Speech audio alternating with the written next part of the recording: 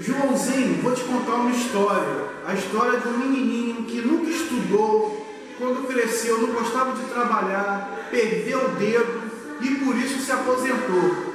Tornou-se líder de sindicato dos trabalhadores sem nunca ter trabalhado direito, se tornou presidente da República, fez um monte de merda e agora é ministro. E sabe por que ele é ministro? Porque a nossa presidenta nomeou esse cara ministro para ele não ser preso. Joãozinho, não se joga nem não, Joãozinho, não se joga não, Joãozinho. Ele se jogou da janela. Também com uma história dessa, né? Pior que essa história é real. É mais fácil eu ser preso por esse vídeo do que o Lula ser preso pelos crimes.